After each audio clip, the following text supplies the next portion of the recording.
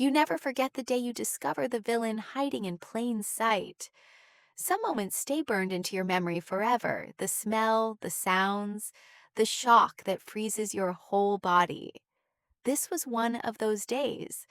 And before we begin, don't forget to like the video and subscribe for more revenge stories. My name is Caroline Holt, and when I was 17, I worked at a fast casual Tex-Mex place in Riverton, Colorado. The kind of busy strip mall restaurant where the floors were always sticky from spilled soda and the music was always a little too loud. I worked there after school with two of my oldest friends, girls ID known practically since kindergarten. It was one of the few places that actually made high school feel manageable. But then there was the assistant kitchen manager, a 28-year-old walking nightmare named Connor Drake. Connor was the kind of grown man who still acted like he was stuck in his senior year of high school loud engine, loud mouth, and even louder ego. He talked like he owned the world because he could shout the longest. He bragged constantly about his two girlfriends, one barely out of high school and another twice her age. He thought that made him interesting. But that wasn't even the worst part. One fall evening after a long shift, I overheard two coworkers' girls I cared about talking in shaken, exhausted voices. At first, I didn't understand.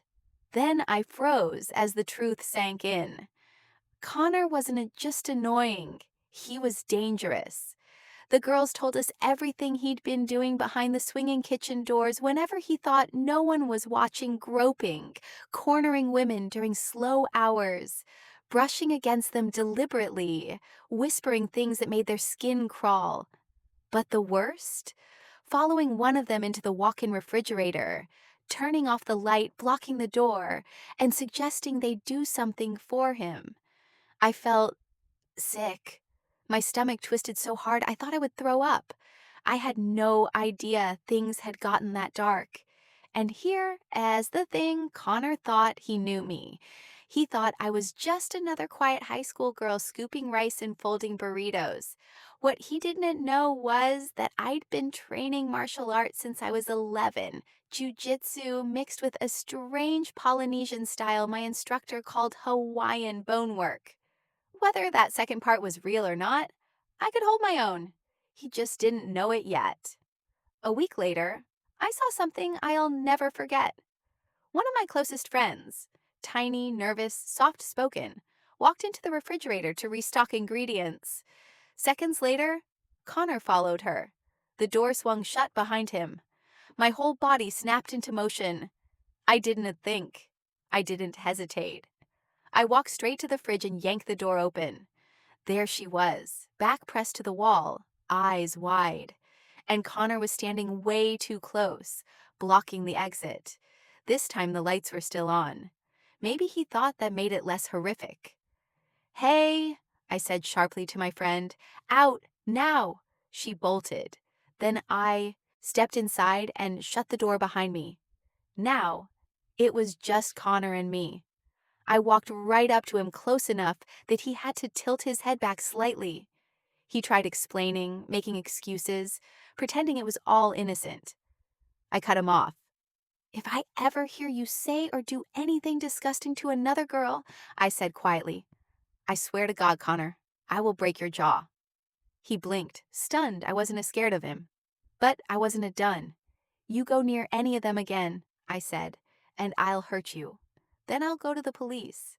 And trust me, you won't like how that ends."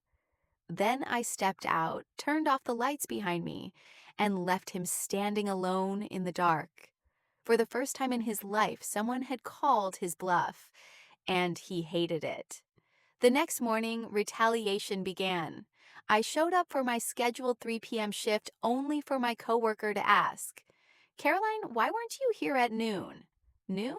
I wasn't scheduled at noon. But Connor had updated the schedule the night before without telling me. The next day? Same thing. Another schedule change, and another no-show I hadn't been informed about. The third time it happened, a visiting regional manager walked in during a busy lunch rush. He saw my repeated absences, shook his head, and fired me on the spot. The general manager, who actually liked me, was out of town filming a local cooking show. Connor timed everything perfectly. I walked out of that restaurant shaking with anger and humiliation. He wanted me gone for calling him out, and he got what he wanted. But what he didn't know was that I wasn't done, not even close. Because while I may have been a teenage girl with a part-time job, I also knew something he didn't. Online ordering systems in 2006 were held together with duct tape and prayers, and I knew how to break them. Everything was about to collapse on top of him. I didn't rush my revenge. I didn't scream. I didn't confront. I didn't beg anyone to listen. No, I planned. And when teenage girls get quiet, that's when you should start worrying. See, back then, online ordering wasn't the slick, polished system it is today. It was clunky, unprotected, and unbelievably easy to manipulate. And I knew all the busiest hours. I knew every ingredient that took forever to prep. I knew exactly how to break that restaurant from the inside without ever stepping foot inside again.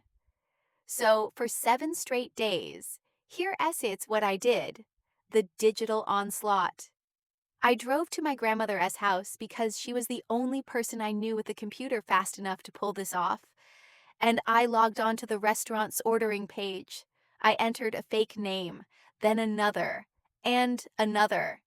Every order was a masterpiece of chaos. Massive burritos with triple guacamole and double sour cream gooey nightmares that were impossible to roll. Hard-shell tacos with extra meat and extra queso items we barely prepped enough of to survive a normal rush. Huge catering bowls of rice and beans, each one needing 20 minutes to prepare. And always set the pickup time to 5 minutes after the order was placed. Right at the lunch peak. Right at dinner peak. Right when Connor was working. Every single time, order after order, hour after hour, day after day, hundreds of dollars each time, thousands throughout the week. Everything had to be made. None of it was picked up. All of it got thrown away.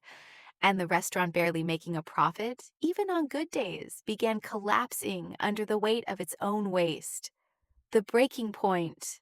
By day 4, wait times had exploded. Customers were furious. The line wrapped around the building. Food was running out hours before close. Corporate was calling non-stop. Connor, of course, blamed everyone but himself. He yelled, he cursed, he threw tantrums. He kept insisting the orders were real, even though every name on those tickets sounded like something a bored 7th grader made up in computer class. And then came the day everything snapped. An entire catering order, over 400 worth of food, had to be rushed into production because the system showed it as confirmed. It never got picked up. That was the final straw. 2 days later, I got a text from one of the last coworkers I still spoke to. Connor S. gone. I stared at my phone for a long moment. Then I smiled. The aftermath. Corporate didn't care that he had updated the schedule. Corporate didn't care that he blamed me, the staff, the customers, the system.